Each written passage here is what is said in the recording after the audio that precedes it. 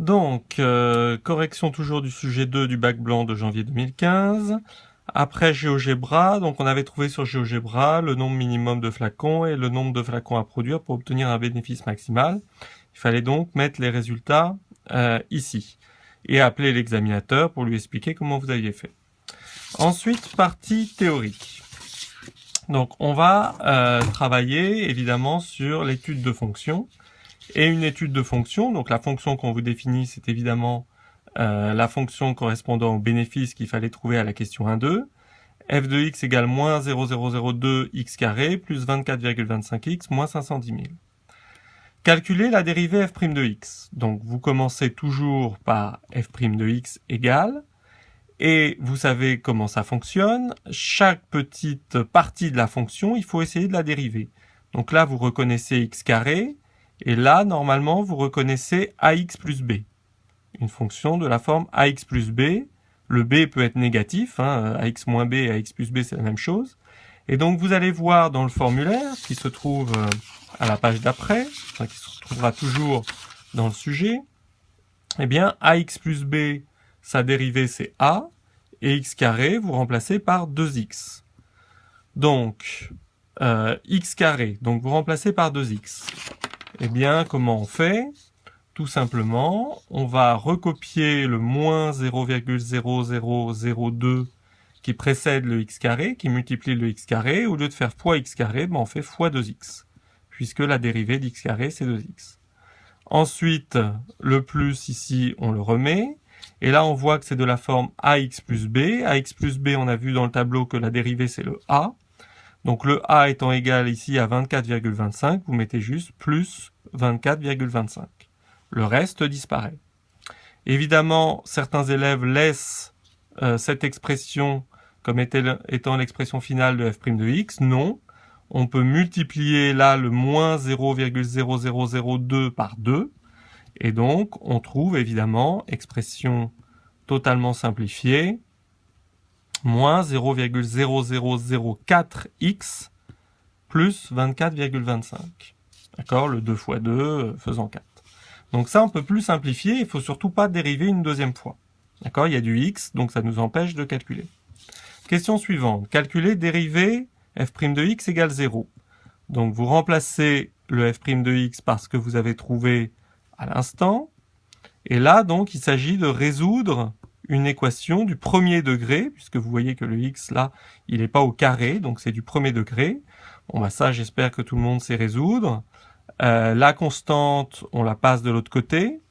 Donc ça nous fait moins 0,004x égale, donc le plus 24,25 va devenir moins 24,25. Et ensuite, pour que le x soit isolé, il faut diviser par cette quantité.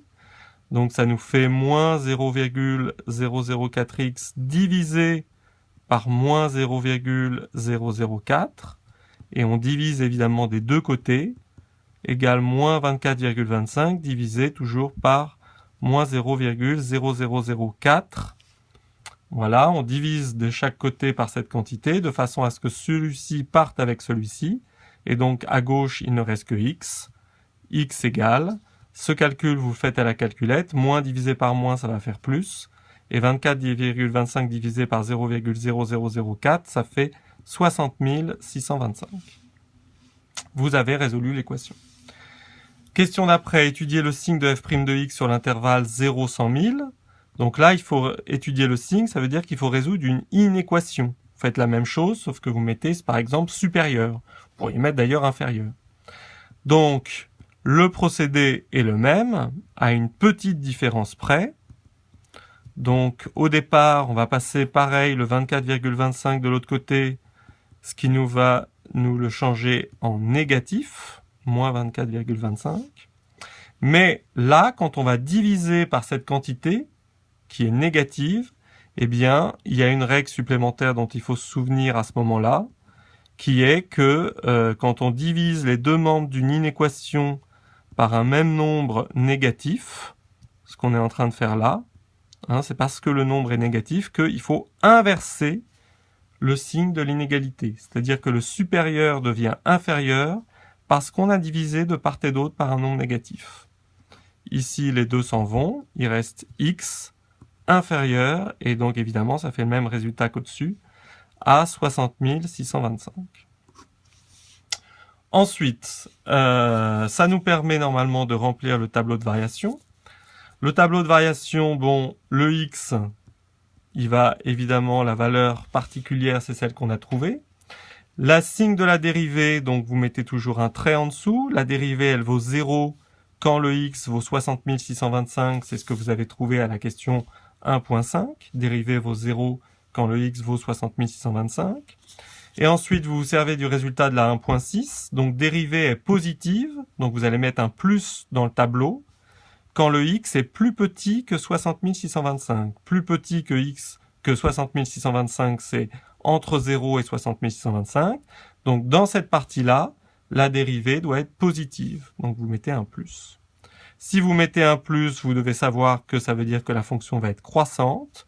Si vous mettez un plus d'un côté, c'est que vous mettez un moins de l'autre, et donc la fonction sera décroissante entre 60 625 et 100 000. La fonction atteint bien donc une valeur maximale qui est cohérent avec la note problématique et avec la question d'après. Déterminer le nombre de flacons à produire pour obtenir un bénéfice maximal, eh bien le bénéfice il est maximal pour 60 625 flacons. Donc vous avez juste à recopier le chiffre. Répondre ensuite à la problématique. Je vous rappelle que la problématique qui était celle du directeur de production, c'est que son objectif final était de faire 60 000 unités afin d'obtenir un bénéfice maximal. Il a faux.